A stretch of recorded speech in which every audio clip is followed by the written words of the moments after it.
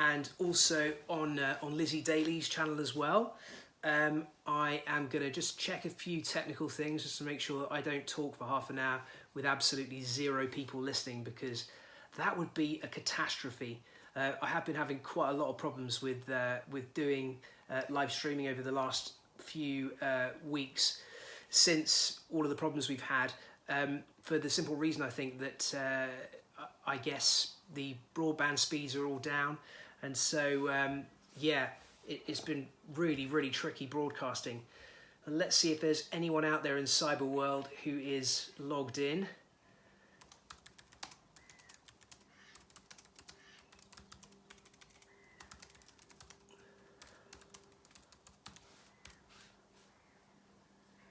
And let's see. So I'm going to be on here for about 20 minutes or so, answering any questions that you might have about the wild world. And it doesn't look very good so far. I can't see anything seems to be going out. But I will crack on and let's see what happens. Oh yeah, this does seem to be live.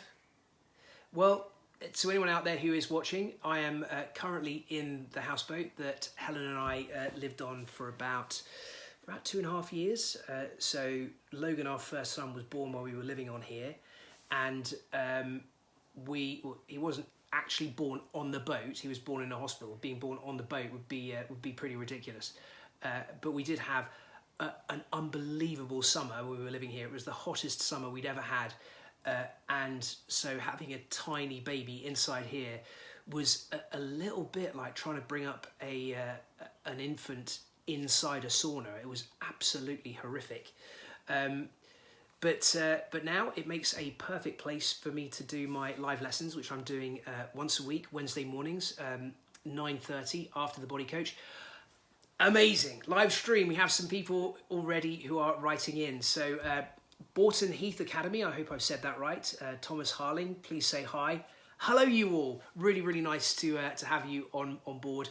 The compulsive eating teacher says, hi Steve, please could you say hi to my boy Freddy. Hello Freddy, how are you doing? Well, now that I know it's working, we can get started. I'd like to say a massive thank you to Lizzie Daly for getting me on board for this live lesson. And anyone out there who wants to tune in more regularly, make sure that you subscribe to her channel, because she's got some really interesting people coming up who are going to be answering lots and lots of questions in exactly the same way. And who doesn't want to hear about the wild world while we're all kind of stuck inside, self-isolating? So let's crack on to some questions. Cod Clips 2020 asks, what is it like being bitten by a crocodile? Well, I can answer that question because I have been. Anyone who saw the actual occurrence, it was on Deadly 60. We were out looking for anaconda, specifically for yellow anaconda in Argentina in the swamps. And we'd been on horseback when one of my crew said, Steve, I saw something down in the water at your horse's hooves. I'm pretty sure it was a big snake. So I jumped down into the water and started feeling around with my toes for what I hoped was an anaconda, and inadvertently trod on a crocodile's face. And so what happened next, let's face it, I pretty much asked for it. I got bitten to the lower leg, but it really wasn't that bad. I had 10 stitches and then I was back in looking for snakes the very next day. So really wasn't bad at all. Although it's a great scar for getting out at dinner parties. Oh, that's my croc scar. And why did I turn up to a dinner party in shorts? Well, no reason. What else have we got? Oh, lots of questions coming in. This is great. Hello from Senan and Jensen in Windlesham. Windlesham?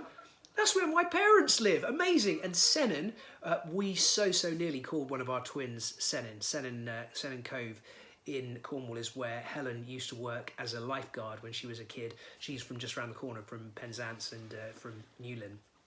So Senan was right top of our list of names that we were going to use for our little one. Amazing. Emma Walker saying hello and that she loves the show. And please shout out to Owen as well. Hello, you all. What Gwan, Steelad from Ollie Marr, Stinky Loz and Boxing Tom. I hope I said that reasonably well, you all. Hello to all of you too. We've got, could I shout out all the rhino? Hello, all the rhinos that are watching. Tom Davis, I think that's probably fairly niche. Hi from Shoreham, West Sussex. That's Emily Buckle. I've also got a request from one of my friends, Zana. She has 2 lovely nephews who've been watching the live lessons and things, are really into them. And as anyone will have seen, my my homeschooling that I'm doing on a Wednesday morning, 09:30. Just putting the plug out there. I'm doing a lot of stuff trying to use the things that I've got around my house as a way of explaining simple things about biology. And I have lots and lots of fossils around the house, which I'm using as a way of both describing how fossils are made, but also describing a little bit about how we know about extinct animals and how they live their lives. And she wanted me to talk just very briefly about one particular fossil for them. So I grabbed this one, which is one of my absolute favourites, because I was given it as a present on one of the film shoots that I did, and someone gave me this as a present, and I looked at it and I went, oh, do you know, that really doesn't add up. It just looks way too neat, way too spectacular, and apart from anything else, it's set in concrete. And I got in touch with my good friend, Professor Ben Garrett, or Bone Boy Ben, as we all like to call him. And he informed me that, yeah, that is a fake. It's a total fake fossil being sold down on the south coast of the UK, made out to be something like a mosasaur. Well, it's not. I mean, there's a couple of bits in there that are maybe could possibly be fossil, but most of it is just a total fraud. So yeah, that's for Xana's nephews. Big up to the both of you. What else have we got? Oh no, someone's saying, I'm supposed to be doing this on her channel. No, I am, Thomas. This should be live streaming on Lizzie's channel, unless the tech isn't working. We were trying to link up. I really, really hope it is. If not, Lizzie is gonna hate me. I'm gonna be in so much trouble. Oh, fingers crossed. Joanna Tasker says, watching in a break from digging our new wildlife pond, Isaac and Megan. What a fantastic thing to do during self-isolation. I was actually thinking about doing that on one of my live lessons, how to make a wildlife pond. What's really interesting at this time of year, particularly this time of year, is that if you set up a wildlife pond and you don't put anything in it, you don't put any wildlife into it, it will almost immediately start to sustain life. So you get a lot of flying insects that will be emerging from below the water that have been aquatic insects over the last year or couple of years, will start laying their eggs into your pond. All of a sudden, frog spawn and newt spawn are going to turn up there, and it will start to become a living environment really, really quickly, even if you put nothing into it yourself. If you were to go out and do a little bit of pond dipping and start putting in some Gammarus and Daphnia and some of the little aquatic invertebrates that you might find when you're pond dipping, then it will work an awful lot quicker, and pretty soon you will have a thriving ecosystem in your own backyard. Ruby Dodwell says, what animal has given you the worst injury? So I've never really had a bad injury from an animal, despite over 20 years working with them professionally. I guess some people would think that the croc bite probably counts, but you know, my experience has shown me that animals will in almost every single situation avoid an encounter with a human being if they can, because you know, we are often an unfamiliar species, or if we are familiar, then there probably are negative connotations to any encounter with a human being. They avoid us at all costs. So I've never had a bad injury from an animal. I have suffered extreme pain from an animal, which is a different thing, particularly from the sting of the bullet ant, which is listed as being the world's most painful stinging insect. So I did something called the bullet ant ritual with the Setere Maui tribe in Brazil, where you have a pair of gloves with bullet ants with the stingers woven with the stings on the inside, and they sting your hands over and over and over again. And each one is supposed to be like being shot. That's why they call the bullet ant. So I was stung hundreds of times, was barely aware of where I was, passing in and out of consciousness for the best part of, I guess, 3 or 4 hours. And then for I would guess, another couple of hours. There was just nothing in my world apart from pain. So yeah, bullet ant, number one, insect nasty. What else have we got? My daughter Emma loves sharks and would like to know what your favourite shark is. Good question. I'd probably go for something odd, like a tasseled wobbegong, because they're unusual, fabulous cryptic camouflage, and just a really, really exciting and unusual shark. Leo wants to know what the most venomous animal in the world is. It's usually described as being Chironix fleckeri, the box jellyfish. There are several other box jellies that are closely related that are also very venomous. It's not necessarily the toxicity of their venom, but the amount that they're capable of delivering simultaneously to quite a large area of a prey's body, and the kind of venom as well. So there are very, very few animals that have the potential to deliver a completely lethal sting that could kill you as quickly as a box jellyfish. Ben Langdown, age 6 in Wiltshire, wants to know what is the most poisonous dart frog. That is Phyllobites terribilis, the golden dart frog, which occurs in the very southern tip of Colombia. It is no bigger than the little end of my finger, or the end of my little finger. I'm an English graduate, seriously, at the end of my little finger, and it has enough poison in its skin to kill 10 people. But that is poison, not venom, so it doesn't make any difference if it bites you. It's only if you were to actually eat the frog. Louise Fletcher says, I'm a huge herpetology fan and want to know what the best way to get experience handling snakes is. Keeping snakes is, without question, the way to learn. That is very much how I learnt. I was probably well into my 20s before I ever handled anything venomous. But I'd been, handling snakes for most of my life, and it is just the best way. There are lots of courses out there now. You can actually sign up on a course to learn how to handle snakes, and I would say that my best advice, my best learning experiences have been being out in the field with people who are better than I am, with the Arula tribe in South India, who are without parallel and seem to be able to find a snake simply by licking a finger and holding it up in the air and going, oh, there's a snake over there. Just their ability to figure out where snakes are is insane.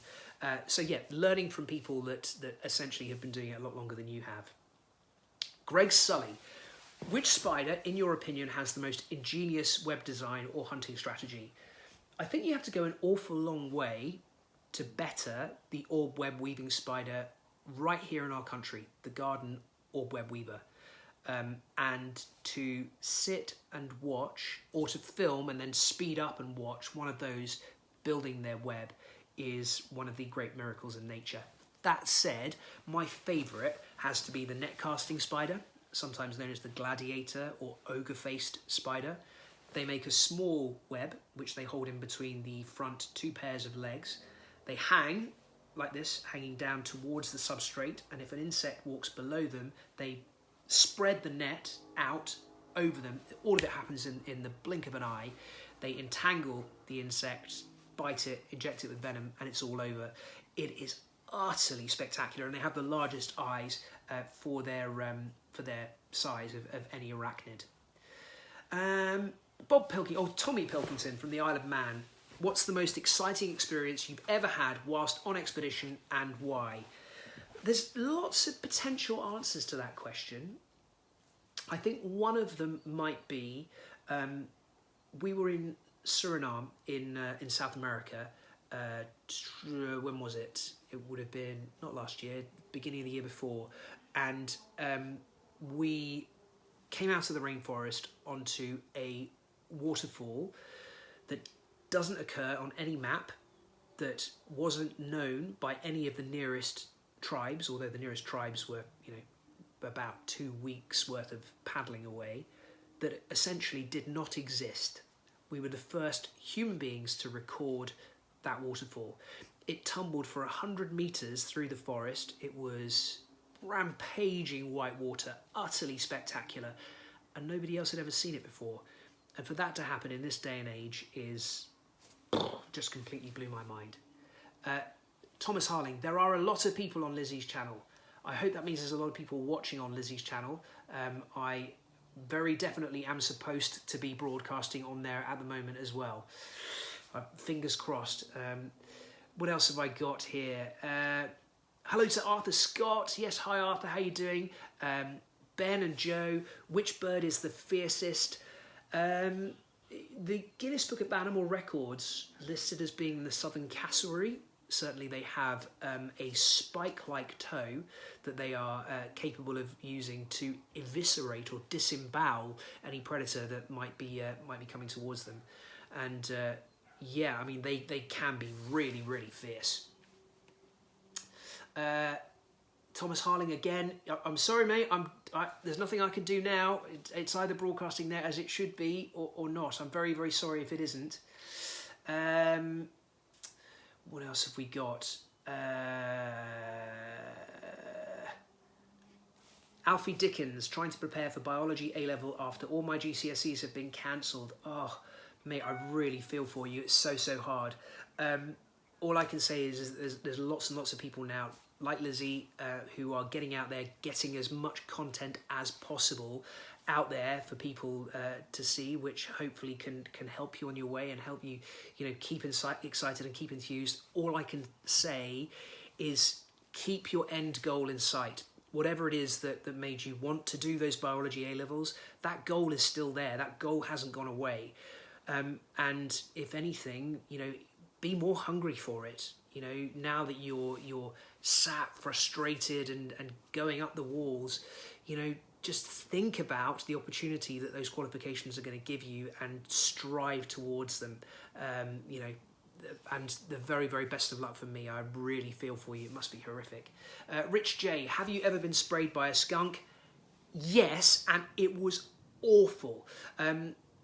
Actually, that's not entirely true. I wasn't sprayed by the skunk. I was working on a ranch in Texas, and one night, middle of the night, I got up and I just smelled this overpoweringly horrific smell, and their German Shepherd dog, Volk, who weighed about 10 stone, he was huge, great big shaggy hairy coat, had obviously disturbed a skunk in the night and been sprayed, and Volk came into the house and just wandered around, lying on the carpets, lying on the duvets, lying on all my clothes in my suitcase, and everything had to be thrown away. Everything. The smell was extraordinary, and we couldn't get it out of everything. They say use tomato juice as a way of cleaning it down, but it didn't work. Didn't work at all. It stunk. It was horrific. Max Monk is still in his PJs, but we don't care. It's 5:15, for goodness sake. You shouldn't even be thinking about getting into your PJs yet. Yeah. Kitty saying, please do a lesson on wildlife ponds. That would be amazing. Okay, all right. Well, listen, I'll have a think. I'll have a think about what we can do and how we can make that visual and see what I can come up with.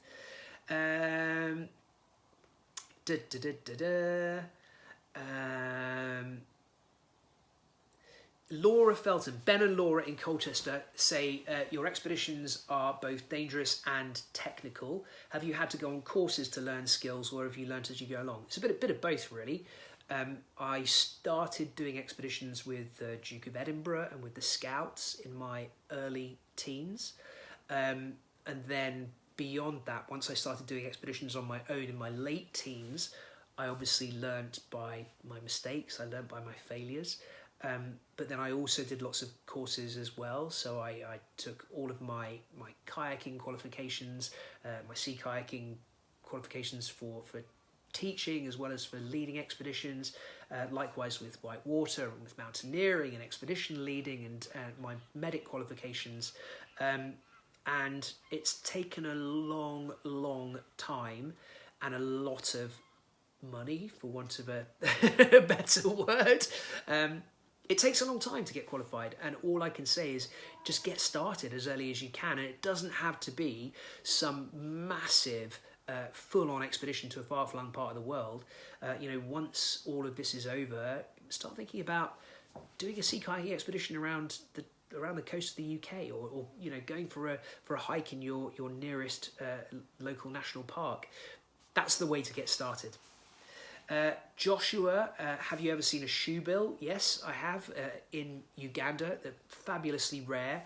They stand pretty much as tall as my chest, and the reason they're called a shoebill is because their bill looks like a shoe. It really does. Zed Hand, hello from Isle of Wight. Hello, hello, hello. What else have we got? Someone asking about deadly dinosaurs. Have I been bird watching with puffins? Absolutely, yes. I mean, they're just the most charming birds. What else have we got? How long is the longest shark? Rory Dublin, the whale shark. In this country, though, the basking shark can get to be pretty big. You know, I've seen them 4 meters, 5. They get to be a good deal bigger than that. Whale sharks, though, considerably more. So we'll do another 5 minutes or so. I'm really, really hoping that this is still going out on Lizzie's channel as well. Wow, there's loads and loads of questions here. This is great. Someone here planning on making a documentary on poaching in Southern Africa. Any tips about what to do? That's Louis Fletcher. So I don't know if you saw, Louis, but I've just done one of those myself, which will be up on the BBC iPlayer at the moment. So if you look at Deadly 60, I'm pretty sure it's episode 1, is about rhino poaching in South Africa. What I would say is be very sure and make some good contacts out there. I love South Africa. I have a lot of dear friends there. I've been filming there for a very long time.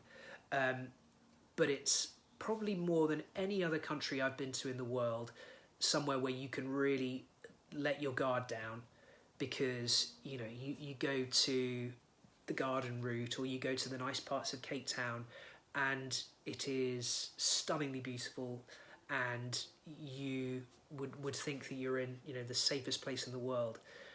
But those people who are on the front line against poaching, it is a life and death situation every single day. Everyone's armed, everyone has automatic weapons, and the price of rhino horn is more per weight than gold. So if you get yourself in the way in that situation, if you get yourself into a wrong situation without the right backup, you know, it would be an awful, awful situation to get in. Seriously, make sure you do your prep beforehand and get the right people on your side. What else have we got? Okay, so we're at 23 minutes past. Let's go to 25 minutes past. Charlotte Cullo from Leipzig in Germany. Hello, Charlotte. How are you? I hope things are going all right for you over there.